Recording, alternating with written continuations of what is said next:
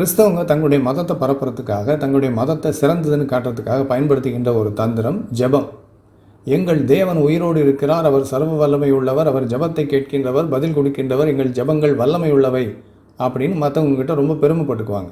மற்ற கடவுள்களுக்கெல்லாம் இந்த வல்லமை கிடையாதுன்னு மற்ற மதங்களை பற்றி மட்டமாக பேசுவாங்க. ஆனால் உண்மை என்னென்னா, இவங்க கடவுளுக்கும் எந்த வல்லமையும் கிடையாது. கிறிஸ்தவ கடவுளுக்கும் எந்த ஜெபத்துக்கும் பதில் தர்றதுக்கு சக்தி கிடையாது. அதனால தான் இவங்க செய்கிற எல்லா ஜெபங்களும் தோல்வியில் முடியுது. ஆனால் இந்த தோல்வியை ஒத்துக்காமல் அதுக்கு ஏதாவது சாக்கு போக்கு சொல்லி சமாளிக்கிறதுல கிறிஸ்தவங்க ரொம்ப வல்லவங்க. அவங்க அப்படி என்னென்ன பொய் சாக்குகளையெல்லாம் சொல்லி எல்லாரையும் ஏமாத்துறாங்க அப்படிங்கிறத பற்றி தான் இந்த வீடியோவில் நம்ம பார்க்க போகிறோம். இதில் என்ன நம்ம முக்கியமாக கவனிக்கணும்னா, இவங்களுடைய பைபிளை இப்படி பொய் சாக்கு போக்குகளை சொல்லி சமாளிக்கிறதுக்கு கற்றுக் கொடுக்குது. அதுதான் ரொம்ப பெரிய வேடிக்கை. சரி, இவங்க பெரிய பெரிய ஜெபம்லாம் பண்ணுவாங்க. பெருசாக கூட்டம் போட்டு, முழங்கால் போட்டு, கத்தி, கன்வென்ஷன் நடத்தி, பெருசாக அறிவிப்பெல்லாம் கொடுத்து ஜெபிப்பாங்க. தேர்தல் வந்துச்சுன்னா பிஜேபி தோக்கணும், திமுக ஜெயிக்கணும் அப்படின்னு ஜெபிப்பாங்க. எல்லாரையும் ஜெபிக்க சொல்லுவாங்க. அப்புறம் பார்த்திங்கன்னா பல வருஷங்களாக 10 வருஷங்களுக்கு மேலே டாஸ்மாக் கடைகளெல்லாம் மூடப்படணும் அப்படின்னு சொல்லி கண்ணீர் விட்டு முழங்கால் போட்டு ஜெபிச்சுக்கிட்டு இருக்கிறாங்க. எங்களுடைய ஜெபத்தை கேட்பதற்கு வல்லமை உள்ள கடவுள் இருக்கிறார் அப்படின்னு ரொம்ப பில்டப் கொடுத்து ஜெபிப்பாங்க. ஆனால் எந்த ஜெபத்துக்கும் பதில் கிடைக்காது. எல்லாமே தோல்வியில் முடியும். இவங்க ஜெபம் தோற்று போனதுக்கு அப்புறமா அதுக்கு காரணம் சொல்லி சமாளிப்பாங்க பாருங்கள், ரொம்ப பிரமாதமாக இருக்கும். இவங்க அப்படி சொல்கிற முதல் காரணம் என்ன தெரியுமா? இவங்க ஏதோ ஒன்றுக்கு ஜெபிப்பாங்க, கூட்டமாக ஜெபிப்பாங்க. ஆனால் இவங்க ஜெபத்துக்கு பதில் கிடைக்காது, அது தோல்வியில் முடிஞ்சிடும். இப்போ மற்றவங்களுக்கு முன்னால் வெக்கமாயிடும். ஏன்னா எல்லார்ட்டையும் சொல்லி ஜெபிப்பாங்க, எங்கள் கடவுள் வல்லமை உள்ளவர், ஜெபத்தை கேட்கிறவர் அப்படி. ஆனால் இவங்க என்ன நடக்கணும்னு ஜெபிச்சாங்களோ அதுக்கு ஆப்போசிட்டாக நடக்கும். உடனே என்ன பண்ணுவாங்க தெரியுமா? ஜெபிக்க வேண்டியது நம்முடைய கடமை, ஆனால் தேவன் தனக்கு சித்தமானதை செய்வார் அப்படின்றாங்க. இப்போ ஒரு கிறிஸ்தவர் எழுதியிருக்கிற கமெண்ட்டை பாருங்கள் திரையில். அவர் என்ன சொல்கிறாருன்னு: யார் யாரோ எதையோ கேட்டு கடவுளிடம் ஜெபம் விண்ணப்பம் செய்யலாம், ஆனால் கடவுள் தனக்கு சித்தமானவைகளைத்தான் செய்வார். இதுதான் பைபிளின் அடிப்படை. பலருக்கும் இது தெரிவதில்லை, புரிவதில்லை அப்படிங்கிறார். அதாவது யார் யாரே எதையெல்லாமோ கேட்டு கடவுள்கிட்ட ஜெபம் பண்ணலாமா, ஆனால் கடவுள் அவருக்கு சித்தமானதை மட்டும்தான் செய்வாராம். அப்படின்னா இவங்க எதுக்கு ஜெபம் பண்ணுறாங்க? அவருக்கு சித்தமானதை தான் செய்வார் அப்படின்னா இவங்க எதுக்கு ஜெபம் பண்ணுறாங்க? இவங்க ஜெபம் பண்ணாலும் அவருக்கு சித்தமானதை தான் செய்வார், ஜெபம் பண்ணலைனாலும் அவருக்கு சித்தமானதை தான் செய்ய போகிறாரு. அப்புறம் எதுக்கு இந்த ஏமாத்து வேலை ஜெபம் அப்படின்னு? இவங்க என்ன ஜெபிக்கிறாங்களோ அதே மாதிரி நடந்துருச்சுன்னா உடனே எங்கள் ஜெபத்தை கேட்டு கர்த்தர் அற்புதம் செய்கிறார், அவர் ஜெபத்தை கேட்கின்றவர் அப்படிங்கிறாங்கல்ல, அது போய் தானே. யார் யாரை எதையெல்லாம் கேட்டு ஜெபிச்சாலும் அவருக்கு சித்தமானதை தான் அவர் செய்வாரா? அப்படின்னா இவங்க ஜெபிச்சதுக்கு பதில் கிடைச்சதுன்னு எப்படி சொல்ல முடியும்? எவ்வளவு ஏமாத்து வேலை பாருங்கள். இதில் நான் ஏற்கனவே சொன்ன மாதிரி இப்படி ஏமாத்துறதுக்கு பைபிள் தான் கற்றுக் கொடுக்குது. பைபிளில் சில இடத்துல நீங்கள் எதை கேட்டாலும் ஜெபத்தில் கேட்டிங்கன்னா உங்களுக்கு பதில் கிடைக்கும் அப்படின்னு சொல்லி ப்ராமிஸ் இருக்குது. ஆனால் வேறு இடத்துல கடவுள் அவருக்கு சித்தமானதை தான் செய்வார்னு சொல்லியிருக்கு. இதனால தான் இவங்க இப்படி ஏமாத்துறாங்க. நாங்கள் என்ன கேட்டாலும் கடவுள் கொடுப்பார் அப்படின்னு ஒரு பக்கத்தில் சொல்லிக்கிட்டு, இவங்க கேட்டது கிடைக்கலன்னா உடனே கடவுள் தனக்கு சித்தமானதை எல்லாம் செய்வார் அப்படின்னு 2 விதமாக ஏமாத்துறாங்க பாருங்கள். இதுக்கு காரணமே இவங்க பைபிள் தான். பைபிளே இவங்களுக்கு இப்படி கற்றுக் கொடுக்குது, இப்படி ஏமாத்து, இல்லைன்னா அப்படி ஏமாத்து. சரி, ரெண்டாவதாக இவங்க சொல்கிற சாக்கு போக்கு என்ன? இவங்க ஜெபம் பண்ணி அது தோல்வியில் முடிஞ்சிருச்சுன்னா இவங்க என்ன செய்வாங்கன்னா, கடவுள் நம்முடைய ஜெபத்துக்கு பதில் கொடுக்குறார், ஆனால் அவருடைய பதில் 3 விதமாக இருக்கும். ஒன்று ஆம் என்று இருக்கும், அல்லது இல்லை என்று இருக்கும், அல்லது காத்திரு என்று இருக்கும். எஸ்ன்னு சொல்லுவார், அல்லது நோன்னு சொல்லுவார், அல்லது வெயிட்னு சொல்லுவார் அப்படின்வாங்க. அதாவது இவங்க ஜெபம் பண்ணும்போது கடவுள் இவங்க என்ன கேட்குறாங்களோ அதை உடனேயும் கொடுப்பாராம், அல்லது கொடுக்க மாட்டேன்னு சொல்லுவாராம், அல்லது கொஞ்சம் நாள் கழித்து கொடுப்பேன் அப்படின்னு சொல்லுவாராம். இது எவ்வளோ பெரிய ஏமாத்து வேலை பாருங்கள். இவங்க ஏதோ ஒரு காரியத்துக்காக ஜெபிக்கிறாங்க. இவங்க ஜெபிச்ச மாதிரி ஏதோ ஒன்று நடந்துருச்சுன்னு வச்சுக்கோங்களேன், கடவுள் எங்கள்கிட்ட ஜெபத்தை கேட்டு பதில் கொடுத்து விட்டார் அப்படின்வாங்க. இவங்க ஜெபிச்ச மாதிரி நடக்கவே இல்லை அப்படின்னா கடவுள் எங்களுடைய ஜெபத்தை கேட்டு இல்லை என்று சொல்லிவிட்டார் அப்படின்னு சமாளிச்சுக்குவாங்க. அல்லது ஒரு 15 வருஷம் கழித்து நடக்குதுன்னு வச்சுக்கோங்க, எங்களை காத்திருக்க வைத்திருக்கிறார் இவ்வளவு நாள், 15 வருடங்கள் கழித்து பதில் கொடுத்துருக்கிறார் அப்படின்னு சொல்லிடுவாங்க. இப்போ ஒரு விஷயத்தை நல்லா கவனித்து பாருங்கள். நீங்கள் ஜெபம் பண்ணாமல் இருந்தாலும் நீங்கள் என்ன நடக்கணும்னு விரும்புகிறீங்களோ அது உடனேயும் நடக்கலாம், நடக்காமலும் போகலாம், அல்லது 15 வருஷங்கள் கழிச்சும் நடக்கலாம் இல்லையா? அப்புறம் எதுக்கு ஜெபம்? அப்போ இதுவும் ஒரு ஏமாத்து வேலை. சரி, மூணாவதாக இவங்க சொல்கிற சமாளிப்பு என்ன தெரியுமா? பொய் சாக்கு போக்கு. கடவுள் தன்னுடைய நேரத்திலே அதை செய்வார் அப்படின்ட்டுருவாங்க. இவங்க என்ன ஜெபிக்கிறாங்களோ அது உடனே நடக்கலைன்னா கடவுள் ஒரு டைம் வச்சுருக்கார் அவருக்குன்னு, அந்த டைத்தில் செய்வார் அப்படின்னு சொல்லிட்டு தப்பிச்சிடுவாங்க. இப்படி அவர் தனக்குன்னு ஒரு டைம் வச்சுருக்கார், அதில் செய்வார் அப்படிங்கிற அந்த சாக்கு போக்கு இருக்கு இல்லையா, இதை எப்போ வேணாலும் சொல்லி ஏமாற்றலாம். இப்போ கேட்டாலும் அவர் தனக்குன்னு ஒரு டைம் வச்சுருக்கார், அப்போ செய்வார்னு சொல்லலாம். 5 வருஷம் நடக்கலை, 5 வருஷம் கழிச்சு கேட்டாலும் அவர் தன்னுடைய டயத்தில் செய்வார்னு அப்பவும் சொல்லி சமாளிச்சுக்கலாம். 20 வருஷமாக நடக்கலை, 20 வருஷம் கழித்து கேட்டால் கூட அவர் தனக்குன்னு ஒரு டைம் வச்சுருப்பார், அதில் செய்வார்னு அப்பவும் போய் சொல்லி சமாளிச்சுக்கலாம். இப்படியும் இவங்க ஏமாற்றுவாங்க. 4வது, இவங்க பண்ணுற ஜெபத்துக்கு பதில் கிடைக்கலன்னா உடனே ஆவிக்குரிய பதில் கிடைத்து விட்டது அப்படின்னு சொல்லி ஏமாற்றுவாங்க. ஆவிக்குரிய பதில் கிடைச்சிருச்சா? உதாரணத்துக்கு பார்த்தீங்கன்னா, ஏதோ ஒரு கிறிஸ்தவருக்கு புற்றுநோய் வந்துடும், அவர் இறந்து போயிடுவார்னு சொல்லி டாக்டர்லாம் சொல்லிடுவாங்க. உடனே இவங்க கூட்டமாக சேர்ந்து ஜெபம் பண்ணுவாங்க சர்ச்சில், அவருக்கு சுகமாகணும் அப்படின்னு. ஆனால் அவர் சுகமாகாமல் இறந்து போயிடுவார். இப்போ என்ன பண்ணுறது? இவங்க ஜெபம் தோல்வி அடைஞ்சிருச்சுன்றதை ஒத்துக்க முடியாது.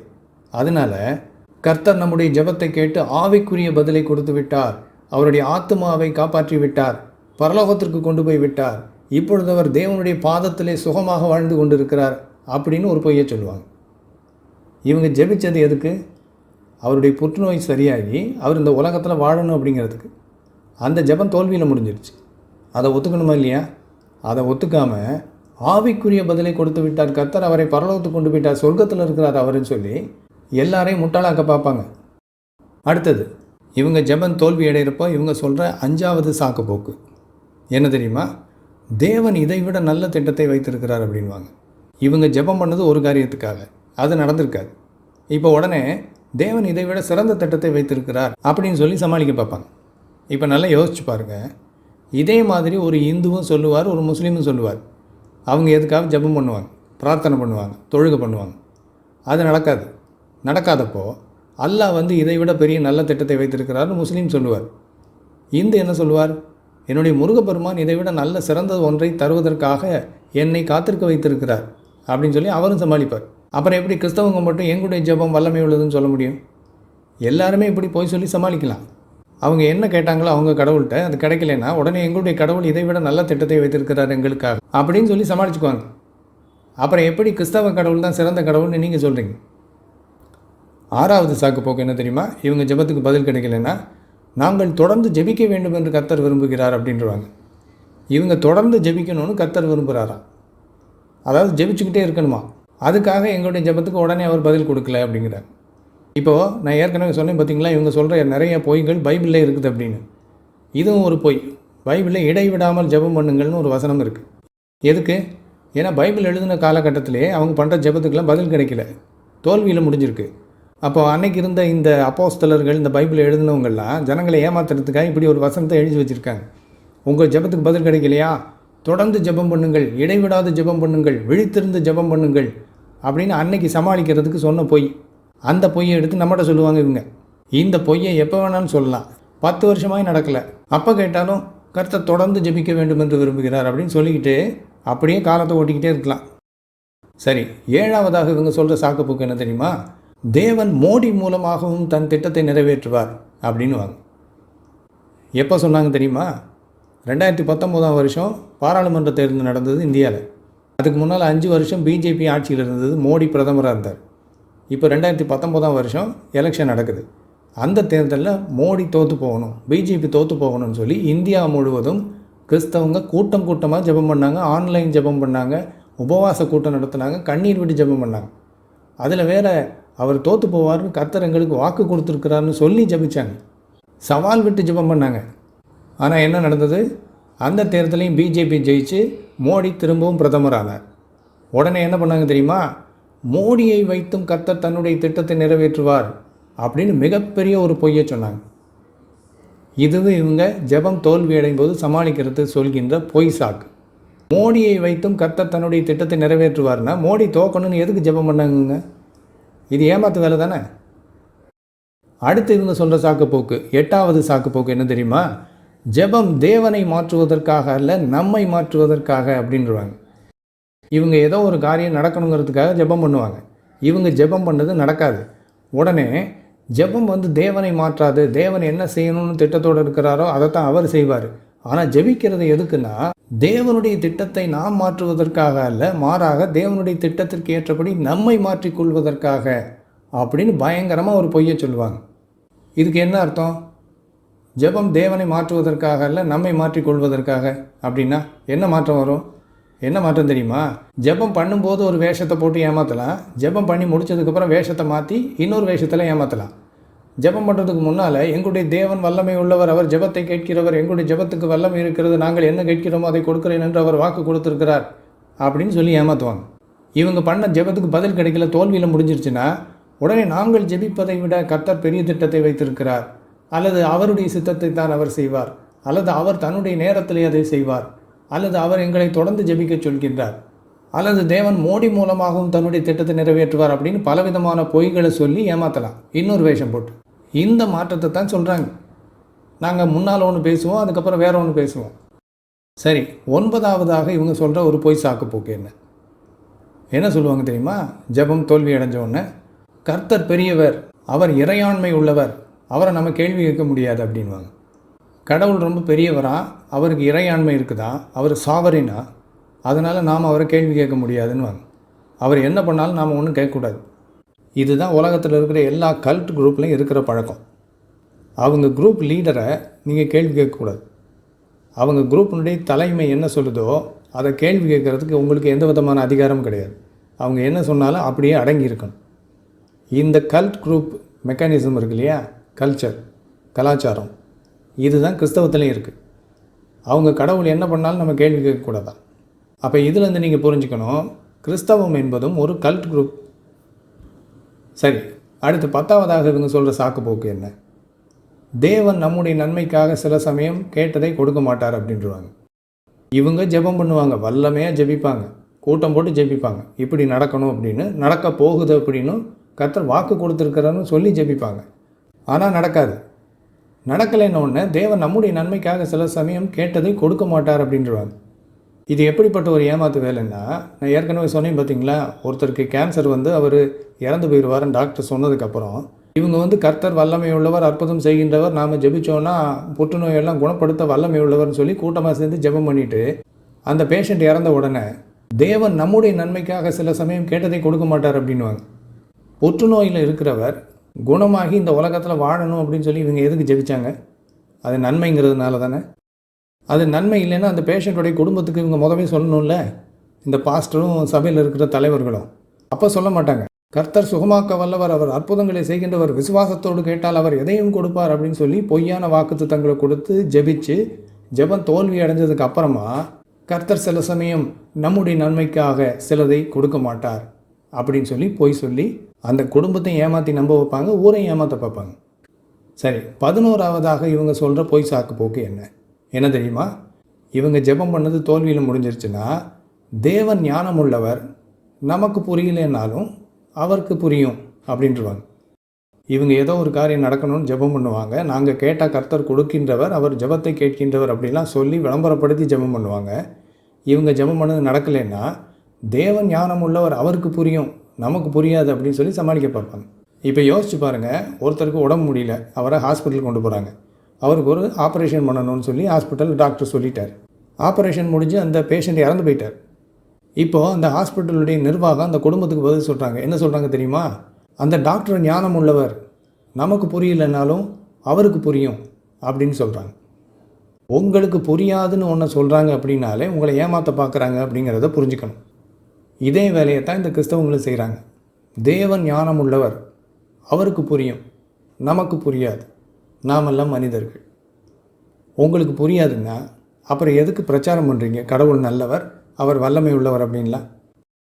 அடுத்தது 12வதாக இவங்க சொல்கிற சாக்கு போக்கு, இவங்க ஜெபம் தோல்வி அடையும் போது சொல்கிற பொய் சாக்கு என்னென்னா, சில சமயம் தேவனின் மௌனமே ஒரு பதில்தான் அப்படின்வாங்க. இவங்க ஏதாவது ஒன்றுக்கு ஜெபிச்சு அது நடக்கலை அப்படின்னா உடனே தேவன் மௌனமாக இருக்கிறார், அதுவே ஒரு பதில்தான் அப்படின்வாங்க. இப்போ இதே பதிலை எல்லா மதத்தினரும் சொல்லலாம். அவங்க கடவுள்கிட்ட வேண்டிட்டு பதில் கிடைக்கலன்னா, எங்கள் கடவுள் மௌனமாக இருக்கிறார், அதுவே ஒரு பதில் தான், எங்கள் கடவுள் உண்மையானவர் அப்படின்னு சொல்லி ஏமாற்றலாம். சரி, அடுத்ததாக இவங்க சொல்கிற பொய் சாக்கு என்னென்னா, எங்கள் ஜெபத்துக்கு பதில் கிடைப்பதை சாத்தான் தடுத்து விட்டான் அப்படின்றாங்க. இவங்க ஜெபம் பண்ணதுக்கு பதில் கிடைக்கலன்னா சாத்தான் அதை தடுத்துட்டான் அப்படின்னு சொல்லி சாத்தான் மேலே பழியப்படுவாங்க. இப்போ உதாரணத்துக்கு பிஜேபி தோக்கணும்னு இவங்க கூட்டமாக சேர்ந்து ஜெபம் பண்ணி அந்த ஜெபம் தோல்வியில் முடிவடைந்தது, பிஜேபி ஜெயிச்சிருச்சு.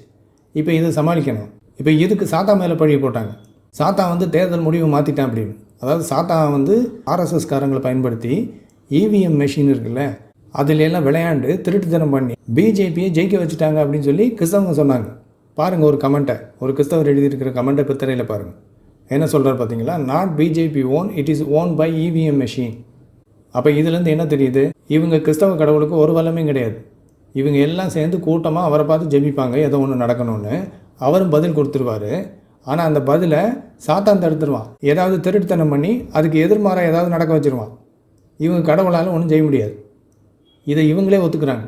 அப்புறம் எதுக்கு இந்த கடவுளை பார்த்து ஜெபம் பண்ணுறாங்க? சரி, 14வதாக இவங்க சொல்கிற சாக்குப்போக்கு என்ன? இவங்க ஜெபத்துக்கு பதில் கிடைக்காதப்போ, இவங்க ஜெபம் படுதோல்வி அடைகிறப்போ இவங்க சொல்கிற காரணம் என்ன தெரியுமா? போய் சாக்கு. ஜெபத்துக்கு பதில் கிடைச்சிருச்சு, எங்களுக்கு தெரியும், உங்களுக்கு தெரிய வேண்டிய அவசியம் இல்லை அப்படின்னு சொல்லி சமாளிக்க பார்ப்பாங்க. ஒரு கிறிஸ்தவர் எழுதியிருக்கார் பாருங்கள், இப்படியே திரையில் பாருங்கள். கிறிஸ்தவர்கள் ஜெபத்திற்கு நிச்சயம் பலன் உண்டு, அதில் பலன் அடைந்தவர்கள் அறிவார்கள், உங்களை போன்றவர்கள் அதை அறிய வேண்டிய தேவையில்லை, அவசியமும் இல்லை. இவங்க பண்ணுற ஜெபத்துக்கெல்லாம் பதில் கிடைக்குதா? அவங்களுக்கு தெரியுமா? ஆனால் நமக்கு அது தெரிய வேண்டிய அவசியம் இல்லையா? நல்லா யோசிச்சு பாருங்கள். இப்போ எதுக்காக இவங்க பண்ணுற ஜெபமெல்லாம் தோல்வி அடையுது அப்படிங்கிறத பற்றி நம்ம பேசுகிறோம். காரணம் என்னென்னா, இவங்க செய்கிற ஜெபத்துக்கு பலன் உண்டு, இவங்க கர்த்தர் ஜெபத்தை கேட்கின்றவர், அற்புதம் செய்கின்றவர், அவர்தான் கடவுள்னு நம்மகிட்ட நிரூபிக்கிறதுக்கு பார்க்குறாங்க. இவங்க ஜெபத்துக்கு வல்லமை இருக்குதுன்னு நம்மகிட்ட இவங்க நிரூபிக்கிறதுக்கு பார்க்கறதுனால தான் இவங்க ஜெபங்கள்லாம் தோல்வி அடையுது அப்படிங்கிறத நம்ம பேசுகிறோம். இப்போ நாம் இப்படி பேசின உடனே எங்கள் ஜெபத்துக்கு பதில் கிடைக்குது அப்படிங்கிறத நீங்கள் தெரிஞ்சிக்க வேண்டிய அவசியம் இல்லைன்னு நம்மகிட்ட சொல்கிறாங்க. நாம் தெரிஞ்சிக்க வேண்டிய அவசியம் இல்லைன்னா எதுக்கு நம்மகிட்ட எங்கள் கர்த்தர் வல்லமை உள்ளவர், அவரே கடவுள் அப்படின்னு நிரூபிக்கிறதுக்கு பார்க்குறாங்க? எங்கள் கர்த்தர் ஜெபத்தை கேட்கின்றவர், பதில் கொடுக்கின்றவர் நம்மகிட்ட இவங்க நிரூபிக்கிறதுக்கு முயற்சி பண்ணுறதுனால தான் நாம் இதை பற்றி பேசுகிறோம். அப்போ நாம் இதை பற்றி தெரிஞ்சிக்க வேண்டிய அவசியம் இல்லைன்னா இவங்க தம்பட்ட அடிக்கிற வேலையை நிறுத்தினா போதும், பிரச்சனையெல்லாம் முடிஞ்சிடும். சரி, 15வதாக இவங்க சொல்கிற சாக்கு, பொய் சாக்கு என்ன தெரியுமா? நாங்கள் அப்படியெல்லாம் ஜெபிக்கவே இல்லை அப்படின்ட்டுருவாங்க. அதாவது இவங்க எதுக்காக ஒன்று ஜெபிச்சு அது நடக்கலைன்னா, நீங்கள் எதோ ஜெபம் பண்ணால் உங்கள் கர்த்தர் உங்களுடைய ஜெபத்தை கேட்டு பதில் கொடுப்பாருலாம் சொன்னீங்களே, ஆனால் பதில் கிடைக்கலையே, தோல்வியில் முடிஞ்சிருச்சேன்னு நாம் கேட்கும்போது அதை சமாளிக்கிறதுக்காக என்ன பண்ணுவாங்கன்னா, நாங்கள் அப்படிலாம் ஜெபம் பண்ணவே இல்லையே அப்படின்னு போய் சொல்லுவாங்க. ஒரு கிறிஸ்தவர் இப்படி போய் சொல்கிறத நீங்களே பாருங்கள் திரையில். என்ன எழுதியிருக்காரு பார்த்தீங்களா? டாஸ்மாக் மூடப்பட வேண்டும் என்று ஜெபம் பண்ணதை நீங்கள் பார்த்தீங்களா? எப்படி நீயே போய் சொல்கிறாய் அப்படின்னு என்கிட்ட கேட்குறாரு. 10 வருஷத்துக்கு மேலே தமிழ்நாட்டில் டாஸ்மாக் கடைகள் மூடப்படணும்னு கிறிஸ்தவங்க கூட்டமாக சேர்ந்து ஜெபம் பண்ணிக்கிட்டு இருக்கிறாங்க. ஆனால் மூடப்படவே இல்லை. அதிமுக ஆட்சியிலையும் அவங்க மூடலை, திமுக ஆட்சியிலையும் சாராய கடைகளில் மூடலை. இப்போ விஜய் வந்திருக்கார், இவர் மூடலை.